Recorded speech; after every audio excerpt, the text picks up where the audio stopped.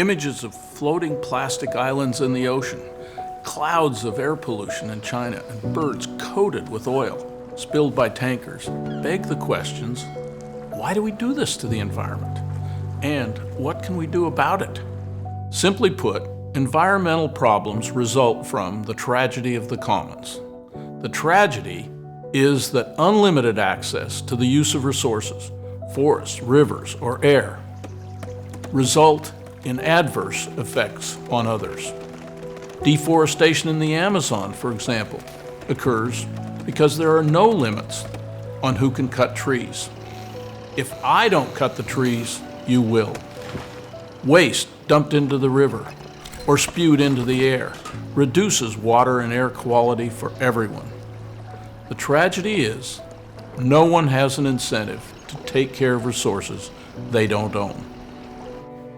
The typical response to environmental problems is government regulation.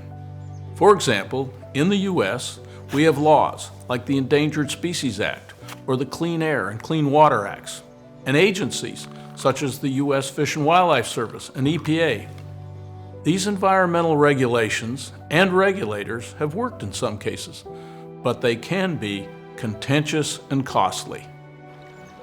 Fortunately, there is another way to achieve our environmental goals, one that I call free market environmentalism.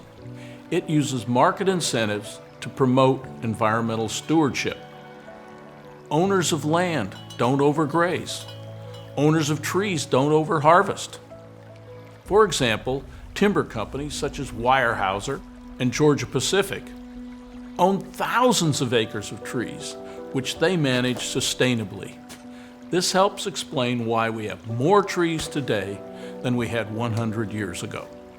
A growing demand for water to be left in-stream for fish and wildlife illustrates the contrast between a regulatory approach and free market environmentalism.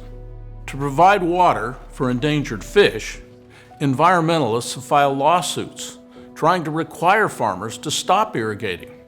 Not surprisingly, farmers who have the right to divert water for irrigation resist, leading to costly, drawn-out legal battles and leaving fish high and dry.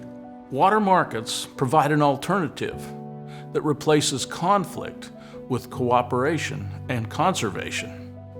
Oregon environmental groups that have been willing to buy that fish a drink give farmers a positive incentive to reduce irrigation.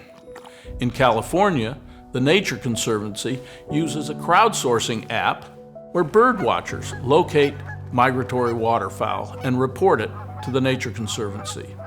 It then contracts with rice farmers to flood their fields and create habitat where it is needed. Villages in Africa offer another example of how markets can help. Where elephants trample crops and sometimes even people, and sport ivory worth more pound for pound than gold, poaching is a problem. A program that allows villagers to manage elephant herds and profit from hunting and ecotourism gives villagers a stake in protecting elephants against poachers. They use hunting as a tool for sustainable management. Profits from hunting and ecotourism are invested in schools, hospitals, and water wells.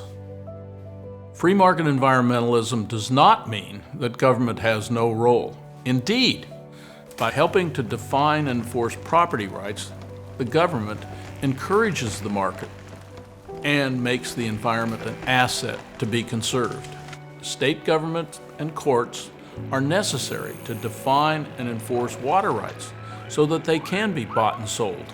Game wardens guard against poaching and enforce hunting quotas. Pragmatic environmentalists are using markets to achieve their goals more effectively and less acrimoniously. Such environmentalists are dedicated to finding the ways that work.